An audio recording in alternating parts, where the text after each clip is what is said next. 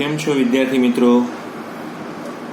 Alcohol, phenol અને ઇથરની આપણી જે આ મુસાફરી છે, આપણી આ જે યાત્રા છે, એની અંદર આપણે ગયા અંકે આઈયુપીએસસી નામકરણ શું છે એ બધાનો આપણે અભ્યાસ કરેલો હતો.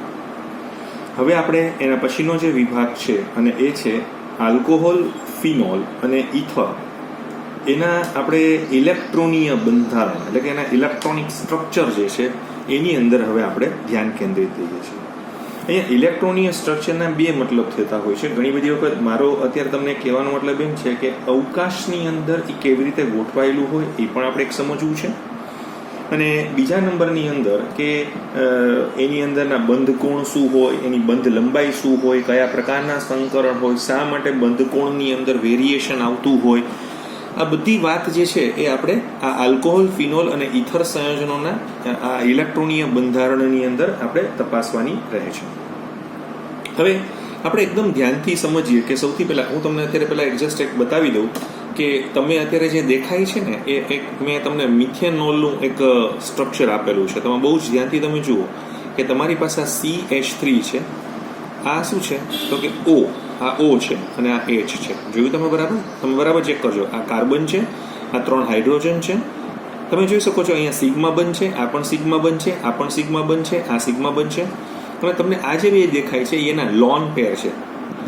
અચ્છા, હવે એકદમ આપણે તમને યાદ આવે તો તમારો જે આપણે અગાઉ એક આપણે લેસન ભણીને આવ્યા હતા કે અણુનો આખો આપણે જે રાસાયણિક બંધનનો આપણે જે વિભાગ સમજ્યા, એ વિભાગ શું હતો તો કે એ વિભાગમાં આ કાર્બનનું સંકરણ કેવું છે sp3 છે, એમ આ ઓક્સિજનનું સંકરણ પણ કેવું છે sp3 છે. કે એક બે લોન પેર, એક અને આ બધા પાર્ટિસિપેટ થયેલા છે. પણ સિગ્મા બંધ અને અહીંયા સિગ્મા બંધ આપણને આ પ્રકારે તમને જોવા મળેલો છે. ચાલો હવે આપણે આખી આ ઘટનાને અલગ રીતે સમજવાનો પ્રયત્ન કરીએ. તમે જોશો તો અહીંયા કાર્બન અને ઓક્સિજન જે છે, રાઈટ, અને આ CH3 છે. તો અહીંયા કઈ ઘટના એવી બને છે તો કે આલ્કોહોલની અંદર આવેલો જે આ OH સમૂહનો જે આ ઓક્સિજન પરમાણુ જે છે એ પેલા કાર્બન સાથે સિગ્મા બંધથી જોડાયેલો છે. જે કાર્બન પરમાણુની sp3, આની એક sp3 સંકર કક્ષકોનું આ ઓક્સિજનની sp3 સંકર કક્ષક સાથે સંમિશ્રણ થયું એટલે આમાં sp3 સંમિશ્રણ થાય છે. બરાબર, આ તમને ખ્યાલ આવી ગયો છે. એવી રીતે આ ઓક્સિજનની sp3 અને હાઇડ્રોજનની વનેસ એટલે sp3 વનેસથી આ જે OH નો સિગ્મા બંધ બનેલો છે. આ જે બંધ લંબાઈ તમે જે જુઓ છો CO માં એ તમને કેટલી જોવા મળે છે તો કે 142 પાઇકોમીટર જેટલી આપણને જોવા મળે છે. એટલે 142 એટલે આમ નિયર અબાઉટ આપણે 1.42 એંગસ્ટ્રોમ પણ આપણે કહી શકાશે. આલ્કોહોલની અંદર હવે ખરેખર તમે જોવા જાવ તો કે જ્યાં sp3 સંકરણ હોય તો ત્યાં બંધ કોણ શું હોવો જોઈએ તો કે ત્યાં બંધ કોણ 109 ડિગ્રી 28 મિનિટનો જ હોવો જોઈએ. પણ આ બંધ કોણ જે છે એ ઓછો છે, એની પાછળનું કારણ પણ આપણે સમજવું પડશે કે આ ઓની અંદર જે અબંધકારક ઇલેક્ટ્રોન યુગ્મ છે, જેને આપણી બુકમાં અસહભાગી ઇલેક્ટ્રોન યુગ્મ, જેને આપણે ઇંગ્લિશમાં સિમ્પલ કેવું હોય તો લોન પેર છે. અને આ લોન પેર વચ્ચેનું એક અપાકર્ષણ બળ જે છે આપણે બધાને ખબર છે, કારણ કે આપણે VSEP આ સિદ્ધાંતમાં ભણી ગયા છીએ કે આ લોન પેર વચ્ચે થતું અપાકર્ષણ બળ એ હંમેશા બોન્ડેડ પેર અને લોન પેર કરતાં વધારે જ હોય. એટલે એને કારણે બંધ જે છે એમાં ટૂંકમાં એક તણાવ ઉત્પન્ન થશે અને એને કારણે આ બંધ કોણ 109 ડિગ્રી 28 મિનિટને બદલે 108.9 ડિગ્રીનો આપણને જોવા મળે છે. એટલે આ તમને થોડોક ખ્યાલ એની અંદર આવી ગયેલો હશે. હવે આપણે એના પછી હું તમને બીજી વાત તમને સમજાવવા માંગુ છું ફિનોલમાં. તો કે ફિનોલની અંદર પણ આ જ રીતે જેમ આલ્કોહોલમાં છે એવી રીતે જ ફિનોલમાં તમને જોવા મળશે. તો હવે આ ફિનોલની અંદર તમે કેવી રીતે થાય છે કે તમારી પાસે ફિનાઇલ રિંગ છે, આ O છે અને આ H છે. તો હવે તમે જોશો તો આની અંદર પણ લોન પેર છે. અચ્છા, હવે અહીંયા જે છે આ કાર્બન અને આ કાર્બન બંને જોવા જેવા છે. અહીંયા કાર્બનનું સંકરણ sp3 છે, એમ આ કાર્બનનું સંકરણ અહીંયા sp2 છે. આ ખાસ ધ્યાન રાખશું, રાઈટ. આ બંધ લંબાઈ તમે જે જુઓ છો CO ની અને અહીંયા પણ તમે જે જુઓ છો CO ની, તો આ કેટલી છે 142 પાઇકોમીટર છે, આ કેટલી છે 1.36 એંગસ્ટ્રોમ, એટલે થોડી ઘટી ગઈ છે. આ ઘટવાના બે કારણો છે. પહેલું કારણ કે તમે જુઓ કે અહીંયા કોઈ સસ્પંદન ઘટના બનતી નથી. અહીંયા સસ્પંદન અને એરોમેટાઇઝેશનની અંદર તમે જોશો તો આપણે વિચારો ફિનોલના કેટલા સસ્પંદન બંધારણો બનશે તો કે 5. તો એના 5 કેનોનિકલ સ્ટ્રક્ચર પૈકી 3 કેનોનિકલ સ્ટ્રક્ચરમાં તો અહીંયા તમને દ્વિબંધની લાક્ષણિકતા જોવા મળશે. એટલે દ્વિબંધના લક્ષણને કારણે બંધ લંબાઈ શું થઈ જશે તો કે ઘટી જશે. કારણ નંબર 2 શું છે તો કે અહીંયા સંકરણ કયું છે sp2 છે, અહીંયા સંકરણ કયું છે sp3 છે. તો આમાં એસનું પર્સન્ટેજ કેટલા થઈ ગયા, વધી ગયા ને, 33.33% થઈ ગયા છે. એને કારણે બંધ શું થઈ જશે, ટૂંકો થઈ જશે, કારણ કે કેન્દ્રની નજીક આવી જાય છે. તો અહીંયા બંધ કોણ 108.9 છે, અહીંયા 109 છે. આ લોન પેરને કારણે થયું છે, પણ આ બંધ લંબાઈની વાત તમને જે છે એ આ ઘટનામાં તમને સમજાવવા મળશે. પછી બીજી એક વાત કરીએ આપણે, તો કે આ જે OH બંધ જે છે, જેમાં ઓક્સિજનની વિદ્યુત ઋણતા જે છે એ હાઇડ્રોજનની વિદ્યુત ઋણતા અને કાર્બનની વિદ્યુત ઋણતા કરતાં વધુ હોવાને કારણે આપણને આ બંધ કેવો જોવા મળશે, તો કે આ બંધ આપણને પોલાર જોવા મળશે. એટલે આ કેવો છે, ધ્રુવીય બંધ આપણને જોવા મળે છે. એટલે એને કારણે શું થાય છે, તો કે તમે જોશો હવે પ્રશ્ન પાછો એવો છે, આમાં ફિનોલમાં પણ એ જ રીતે ધ્રુવીયતા તમને જોવા મળશે. ઘણા કે આ ધ્રુવીયતા જે છે એ જોવા મળે છે, એના કોઈ પ્રાયોગિક પુરાવા ખરા, તો કે ડેફિનેટલી એના પ્રાયોગિક પુરાવાઓ છે. આપણે એની ડાયપોલ મોમેન્ટ છે એ પ્રાયોગિક રીતે માપી શકાય છે. તો આની ડાયપોલ મોમેન્ટ કેટલી મળે છે, તો કે 1.71 ડી/, છે. તો આની કેટલી મળે છે, 1.54 ડી/, તમને મળે છે. તો આનો મતલબ એવો થઈ ગયો કે ફિનોલ જે છે એની દ્વિધ્રુવ ચાક માત્રા આની દ્વિધ્રુવ ચાક માત્રા કરતાં ઓછી મળી. તો એનું કારણ શું, તો કે આનો જે CO બંધ જે છે ને એ આના CO બંધ કરતાં કેવો છે, ઓછો પોલાર છે, એટલે લેસ પોલાર છે. કેમ લેસ પોલાર છે, તો કે અહીંયા ફિનાઇલ છે ને, ફિનાઇલ એની ઇલેક્ટ્રોન વિડ્રોઈંગ ઇફેક્ટ છે, એટલે એ ખેંચે છે અંદરથી ઇલેક્ટ્રોન. જ્યારે અહીંયા મિથાઇલ શું કરે છે, દાન કરી રહ્યું છે. અહીંયા મિથાઇલની દાતા અસર છે અને અહીંયા ફિનાઇલની શું છે, ખેંચાણ અસર છે. એને કારણે આની જે ડી/, જે છે એ કેટલી થઈ ગઈ છે, ઓછી થઈ ગઈ છે.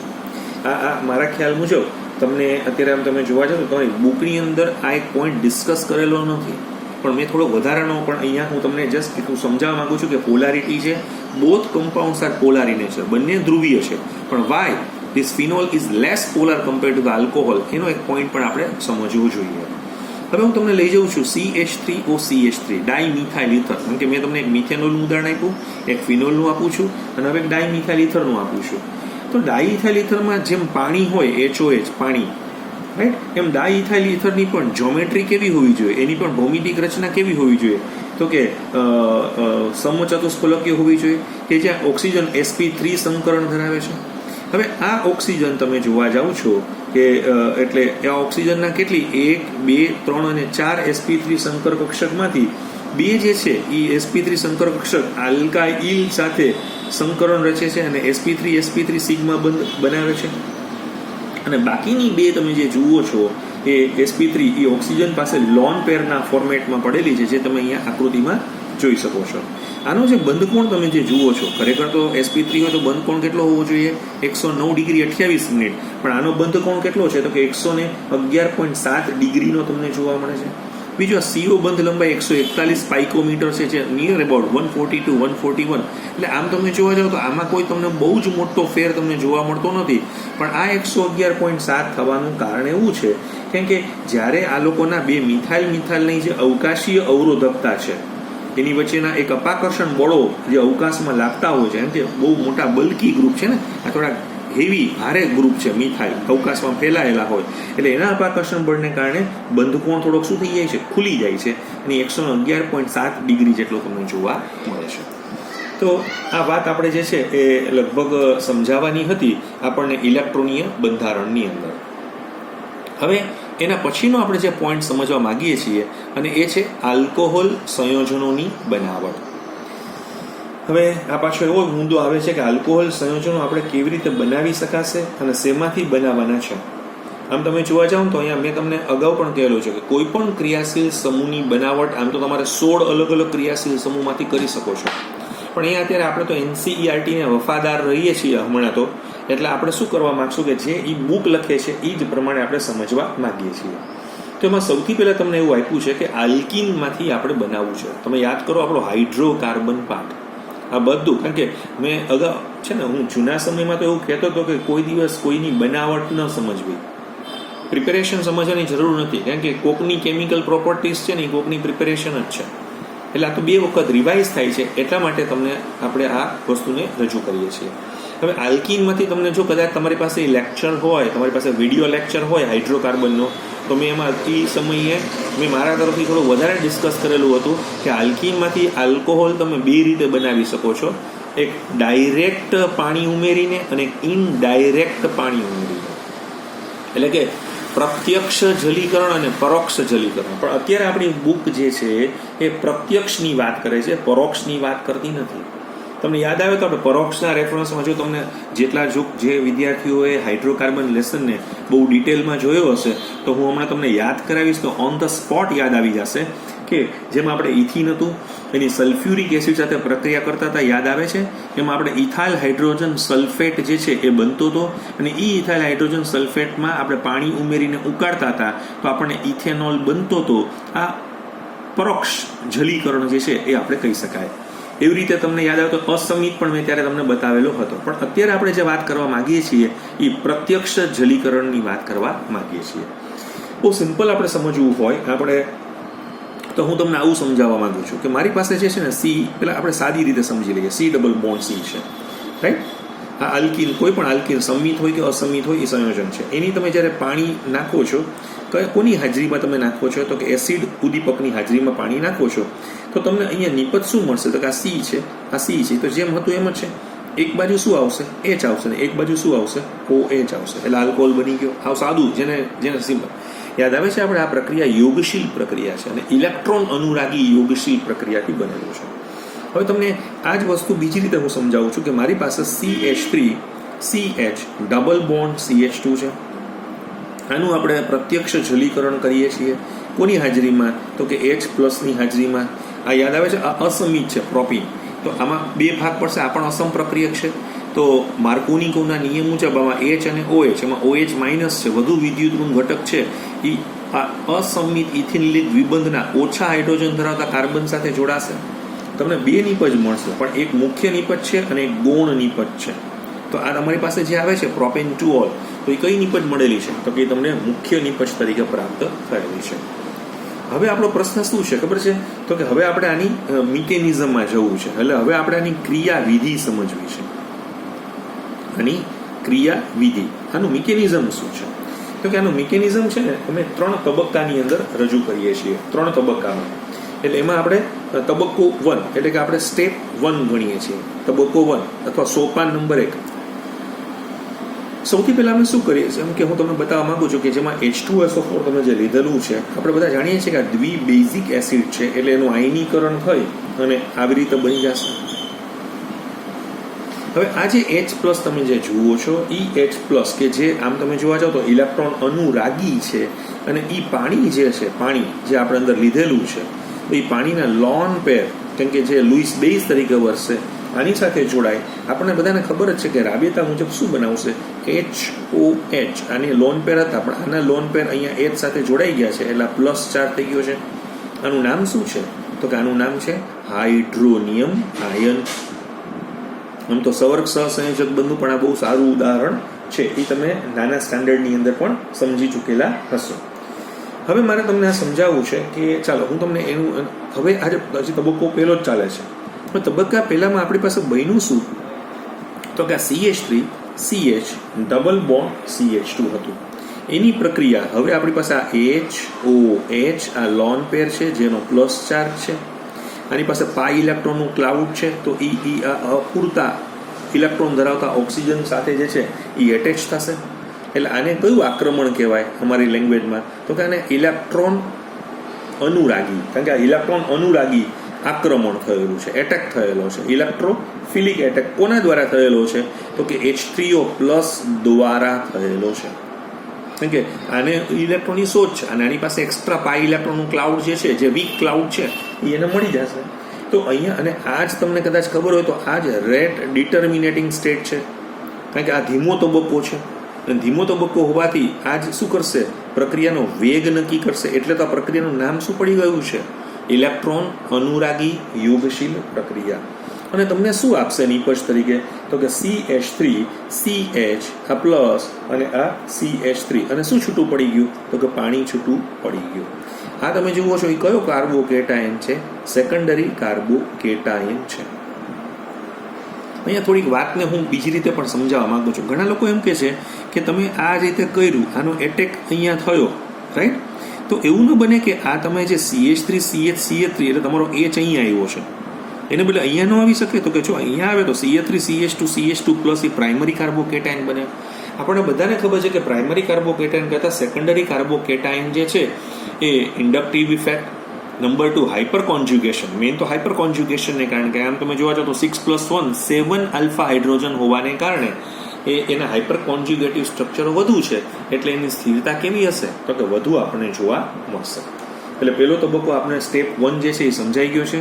હું હજી ફરીથી બોલું છું, સ્ટેપ 1માં શું થયું તો કે આખો આ ઇલેક્ટ્રોફિલિક એટેક H3O+ દ્વારા આલ્કીન ઉપર થઈ અને મધ્યસ્થી સેકન્ડરી કાર્બોકેટાયન બન્યો અને આ પ્રક્રિયાનો વેગ બહુ ધીમો હતો, એટલે એને શું કર્યું, આખા પ્રક્રિયાનો નિર્ણય જે છે એ એને લઈ લીધો છે.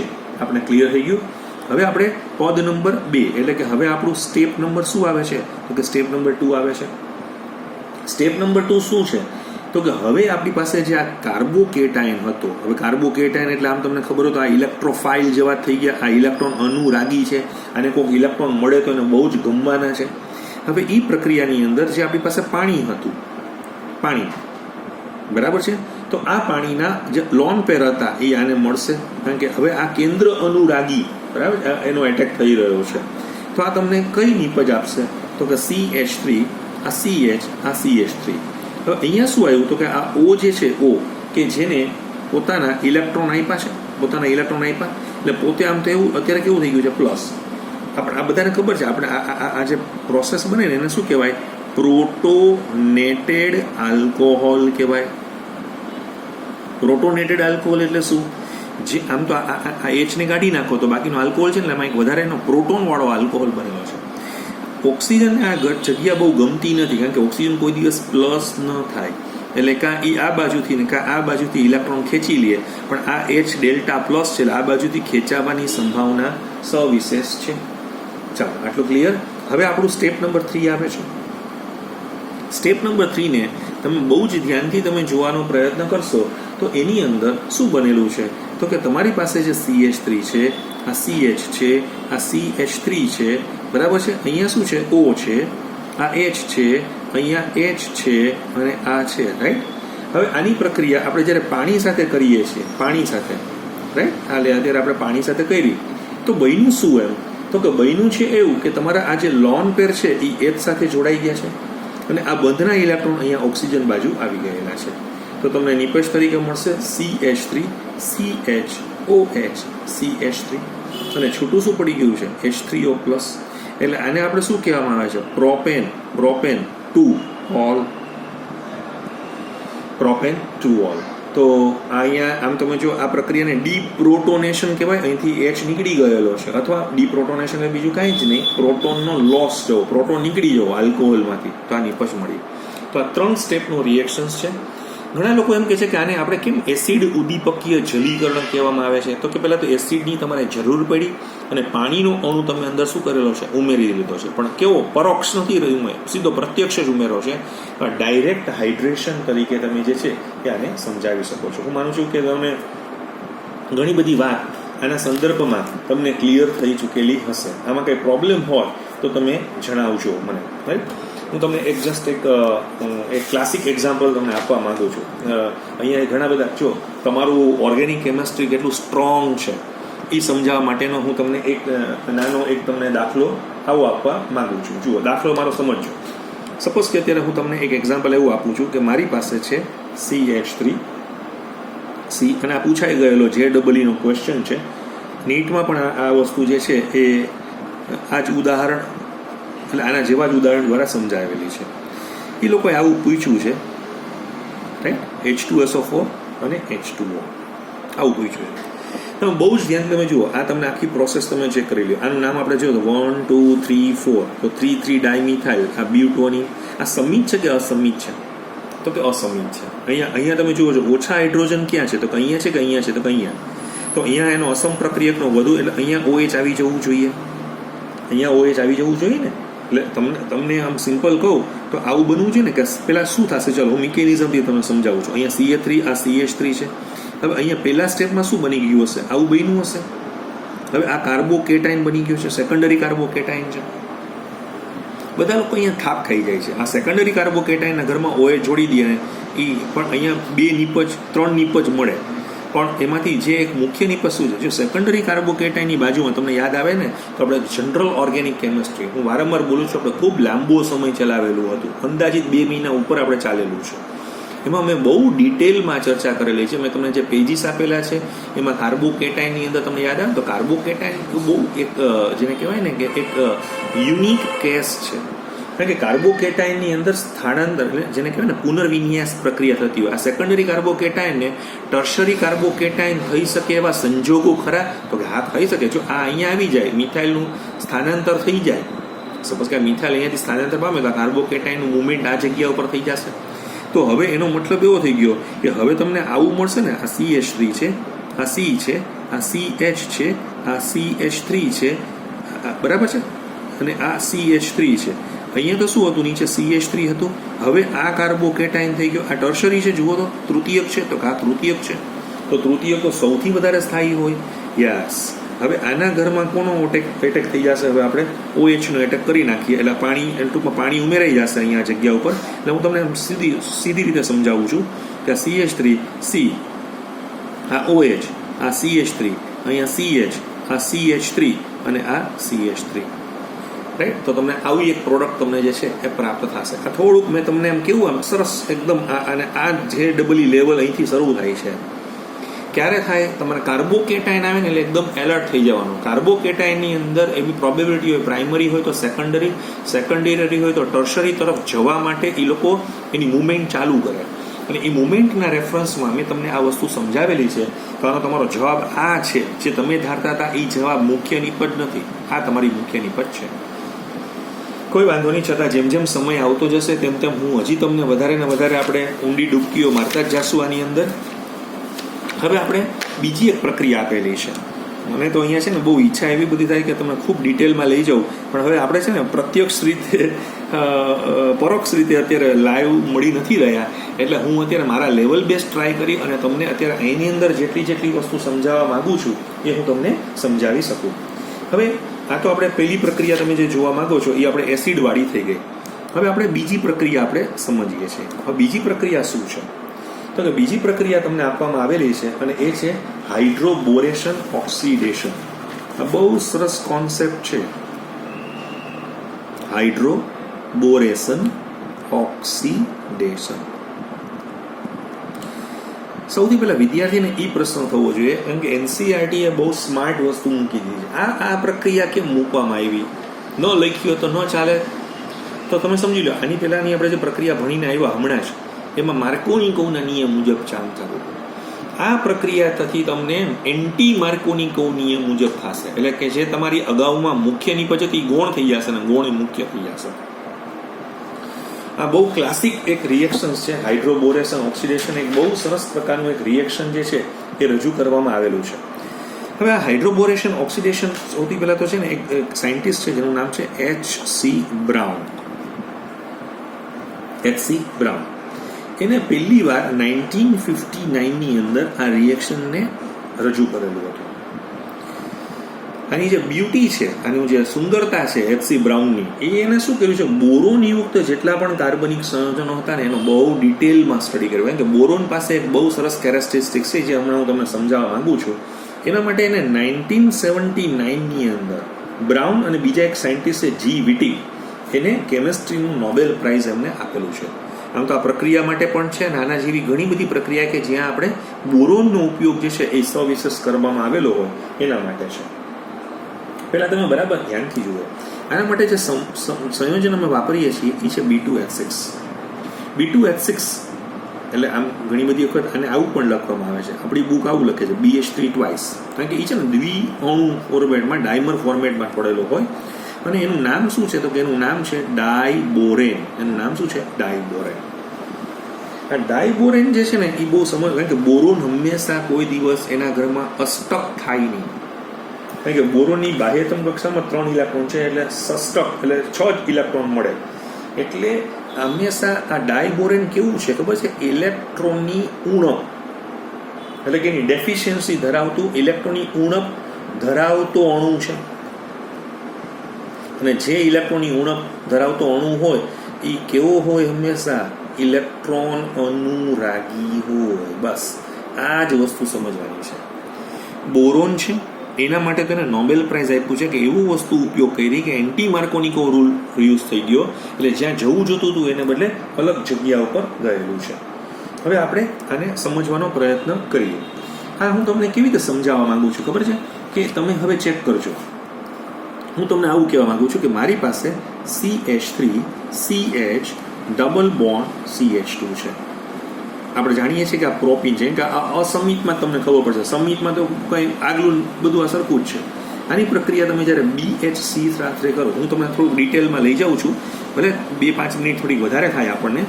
તો અહીંયા શું બનશે તો કે CH3 છે, અહીંયા તમે જોશો તો આ CH છે, આ તમારો જે ડબલ બોન્ડ હતો ને એ અત્યારે બ્રેક થવાની એક પ્રોસેસ શરૂ થઈ ગઈ છે. આ તમારો ડેલ્ટા પ્લસ હતો, રાઈટ. અચ્છા, અહીંયા શું આવી રહ્યું છે, આ જગ્યા CH2 પાસે તો પેલો બોરોન આવી રહ્યો છે, એ પોતાના હાઇડ્રોજનને લઈને આવી રહ્યો છે. બોરોન અત્યારે ડેલ્ટા માઇનસ છે, અધાત્વીય ગુણધર્મ ધરાવે છે. આ એક પ્રકારનું સંકીર્ણ સંયોજન બનાવેલું છે, કોમ્પ્લેક્સ કમ્પાઉન્ડ બનાવેલું છે. આ મિથાઇલની પાછી ઇન્ડક્ટિવ ઇફેક્ટ આ બાજુ કામ કરી રહી છે. હું તમને બહુ બારીકાઈથી સમજાવવાનો પ્રયત્ન કરું છું, રાઈટ. અચ્છા, હવે શું થશે તો કે CH3 છે, આ બધું તમે સમજી ગયા પછી હું તમને એક શોર્ટકટમાં પણ લઈ જઈશ, રાઈટ. અહીંયા શું છે તો કે આ H છે, આ જગ્યા ઉપર તમે જોશો તો આ B છે, આ H, રાઈટ, અને આ CH2, બરાબર, આવું બની ગયું. આ તમે જો 4 સેન્ટર્ડ એટલે કે 4 કેન્દ્ર ધરાવતું એક ચક્રીય સંકીર્ણ સંયોજન બની ગયું છે. આ એક કોમ્પ્લેક્સ હતું પણ આ કેવું છે 4 centred, 1 2 3 4 centred cyclic transition stage તમને બને છે. આ તમને બરાબર ક્લિયર થયું? પછી આના પછીનું સ્ટેપ શું હશે તો કે આના પછીનું સ્ટેપ આવું છે CH3 CH2 CH2 BH2. Okay, fine. અહીંયાથી અહીંયા સુધીની છે જર્ની છે ને એ મેં તમને ધીમે ધીમે ક્લાસિકલ એના ઇન્ટરમીડિયેટ સ્ટેપ તમને બતાવ્યા છે. હવે તમને સાવ દેશી સમજાવું તો હું તમને એમ કહું છું તમારે કાંઈ જ નહીં કરવાનું. આ BH3 ના 2 ભાગ પાડી દો, H અને BH2. H અને BH2. હવે એક બાજુ H ઉમેરો, અહીંયા BH2 ઉમેરી દો, થઈ ગયું. હવે અહીંયા H ઉમેરો છો ને અહીંયા તમે BH2 ઉમેરો છો, એ ખાસ ધ્યાન રાખજો. અહીંયા બોરોન છે ને, બોરોન તમને કદાચ ખબર હોય કે કંઈ કાર્બન સાથે કનેક્ટ થઈ રહેલો છે, અત્યારે કાર્બન સાથે કનેક્ટ થયેલો છે. બાકી બોરોનના રેફરન્સમાં એની વિદ્યુત ઋણતાનું મૂલ્ય કેટલું હોય તો કે લિથિયમ બેરિલિયમ બોરોન. એટલે બોરોન છે ને લગભગ 2ની આજુબાજુની વેલ્યુ બતાવે છે, હાઇડ્રોજન 2.1ની આજુબાજુની વેલ્યુ બતાવે છે. એટલે અધાત્વીય ગુણધર્મોનો પણ વિકાસ થયેલો છે, એનો ઉપયોગ અહીંયા આપણે કરેલો છે. ચાલો, હવે શું થશે નેક્સ્ટ સ્ટેપ તો કે બીજું કે જ્યારે આ પ્રક્રિયા થઈ, મેં તમને એકદમ બહુ સરસ સમજાવું. આ સીન એડિશન છે. સીન એટલે એટેક એક જ બાજુથી થયો છે, એટલે ઉપરથી એટેક થશે, નીચેથી થશે તો નીચેથી થશે. હવે આની અંદર હું વધુ ફરીથી પાછું શું ઉમેરું છું, પાછું હજી પ્રોપીન ઉમેરું છું.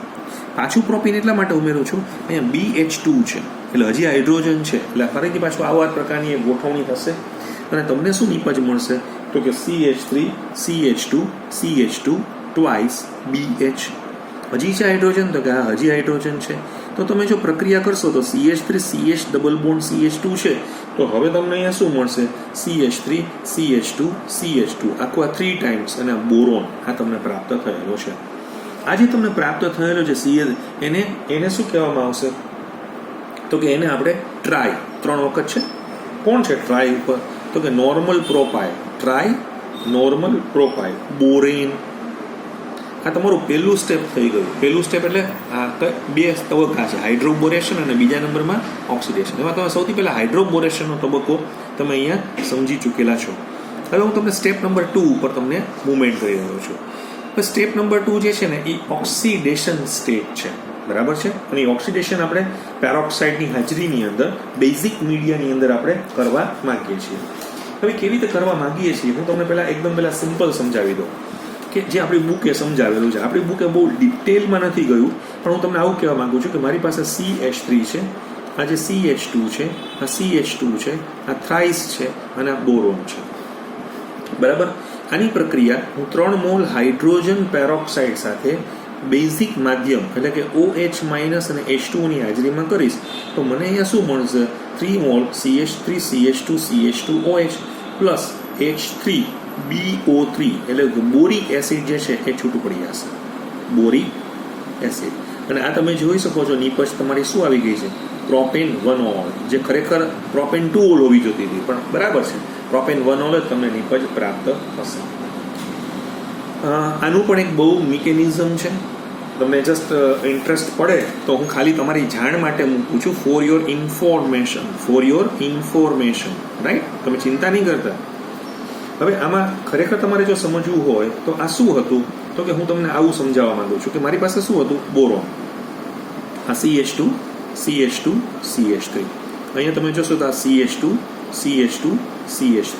અહીંયા પણ તમે જોશો તો આ શું છે, CH2 CH2 CH3. આની પ્રક્રિયા તમે પેરોક્સાઇડ સાથે કરી તો પેરોક્સાઇડ સાથે તમે જ્યારે પ્રક્રિયા કરો છો તો આવું બનશે ને, રાઈટ? આ માઇનસ છે. હવે એ માઇનસ છે એ અપૂરતા ઇલેક્ટ્રોન ધરાવતા બોરોન સાથે જોડાઈ જશે તો તમને આ કેવું બનશે, તો કે આવું દેખાશે, CH3 CH2 CH2 બોરોન.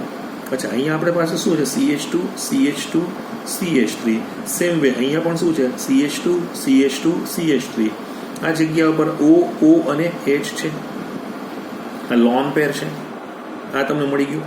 આ છે ને અસ્થાયી છે, અસ્થાયી મધ્યસ્થી તમારું સંયોજન બનેલું છે. હવે તો કે હવે તમે આની અંદર તમે એટલે આ પ્રક્રિયા તમે જે જોઈ અનસ્ટેબલ, હવે શું થવાનું છે તો કે આ જે ઇલેક્ટ્રોન જે છે એ અહીંયા મૂવ થઈ જશે અને ઓક્સિજન આ ઇલેક્ટ્રોન અહીં મૂવ થઈને OH માઇનસ નીકળી જશે. એટલે તમને આવું સ્ટેપ મળશે, B. આ CH2 CH2 CH3. અહીંયા પણ તમે જોશો તો અહીંયા O છે, આ CH2 આ CH2 આ CH3. અહીંયા તમે જોશો તો શું થશે, તો કે CH2 CH2 CH3. તમે જોઈ શકો છો અહીંયા, અને અહીંયા OH માઇનસ શું થઈ ગયું છે, છૂટું પડી ગયું છે. આવું આપણે બે વખત આ પ્રક્રિયાનું આપણે શું કરવાનું, પુનરાવર્તન કરવાનું. આ પ્રક્રિયાનું પુનરાવર્તન થશે એટલે અહીંયા પણ આવી જશે ને અહીંયા પણ આવી જશે. તો તમને કેવું દેખાશે, તો કે B છે, O છે, આ CH2 CH2 CH3 આ લોન પેર હતી, એમ અહીંયા પણ O વચ્ચે આવી ગયું છે. આ CH2 CH2 CH3 છે, એમ અહીંયા પણ O આવી ગયેલો છે, અને આ CH2 CH2 CH3 છે. ચાલો, રેડી? હવે આ જે તમે આનું નામ આનું નામ શું છે, ટ્રાયપ્રોપાઇલ બોરેટ. હવે આ ટ્રાયપ્રોપાઇલ બોરેટના ઘરમાં શું થાય છે, તો કે હવે આના જ્યારે હું ફરીથી પાછું ટ્રાયપ્રોપાઇલ બોરેટ તમને બતાવું છું, પાછું હજી એકવાર બતાવું છું. આ B, આ O, આ CH2 CH2 CH3, O, CH2 CH2 CH3, આ O, CH2 CH2 CH3. આ તમારી પાસે લોન પેર વાળા ઓક્સિજન છે. હવે અહીંયા છે ને ઓલું તમારું જે બેઝિક મીડિયા છે, બેઝિક મીડિયા, જેમ કે અહીંયા એક OH માઇનસ જે આપણું બેઝિક મીડિયા હતું તેમ, એમ અહીંયા પણ તમે જોશો તો OH માઇનસ આ બેઝિક મીડિયા, એમ અહીંયા પણ OH માઇનસ એ બેઝિક મીડિયા છે. આ બેઝિક મીડિયા જે છે ને એ કારણ કે આ ઓક્સિજન કાર્બોકેટાઇન ફોર્મમાં છે ઓની વિદ્યુતતાને કારણે, એમ અહીંયા પણ તમે જોશો કે આ OH માઇનસ આની સાથે અને આ OH માઇનસ આની સાથે લોક થઈ જશે. એટલે આ જ્યારે અહીંયા જોડાઈ જશે ત્યારે આ જે ઇલેક્ટ્રોન તમે જે જુઓ છો અહીંયાના આની પાસે ઓક્સિજન પાસે આવી જશે, સેમ વે અહીંયા પણ આવી જશે, સેમ વે આ અહીંયા પણ આવી જશે. તો તમને નિપજ શું મળશે, તો કે આ B છે, આ O માઇનસ, અહીંયા પણ શું છે O માઇનસ, અહીંયા પણ શું છે O માઇનસ. એ H3BO3 બનાવી નાખે બોરિક એસિડ, અને તમને 3 શું બની ગયા, CH3 CH2 CH2OH. આ પ્રોપેન 1-ઓલ તમને પ્રાપ્ત થયેલું છે. એક વખત આનો જે ક્વેશ્ચન જે કોમ્પિટિટિવ એક્ઝામમાં જે પૂછાયેલો છે, જસ્ટ એ હું તમારી આગળ શેર કરવા માંગુ છું. પ્રશ્ન આવો પૂછેલો હતો, તમારે કાંઈ જ નથી કરવાનું, તમારે NT માર્કોની કોમાં જતું જ રહેવાનું, જે થવું એ થાય. આની પ્રક્રિયા તમારે એમ કહે છે કે બોર, એકચ્યુઅલી આમાં તો તમને બતાવ્યું નથી, બાકી અમે ટેટ્રાહાઇડ્રોફ્યુરાન દ્રાવકની જરૂર પડે અને હાઇડ્રોજન પેરોક્સાઇડની હાજરીમાં, બેઝિક માધ્યમની હાજરીમાં પ્રક્રિયા કરીએ. તમને ખ્યાલ આવી જવો જોઈએ કે હાઇડ્રોબોરેશન ઓક્સિડેશન છે, આ અસમિત ઇથિનિલિક દ્વિબંધ છે. તમે જુઓ ઓછા હાઇડ્રોજન અહીંયા છે કે અહીંયા છે, તો કે અહીંયા છે, તો તમારો અહીંયા નહીં જોડાય, અહીંયા જોડાશે, એનાથી વિરુદ્ધ કરી નાખવાનું. બહુ સિમ્પલ એકદમ. આ તો મિકેનિઝમથી તો આપણે ગયા, દર વખતે કંઈ આપણે મિકેનિઝમ કંઈ એક્ઝામમાં ન કરાવી શકાય, એમ ટાઈમ એટલો બધો ન હોય તો તમે સીધો આ જવાબ આપી શકો છો. તો આજે આપણે હાઇડ્રોબોરેશન ઓક્સિડેશન સુધી આપણે આ વસ્તુને સમજાવેલી છે. આના પછીના લેક્ચરમાં આપણે વધુ આ પ્રક્રિયામાં આગળ વધશું. Thank you very much.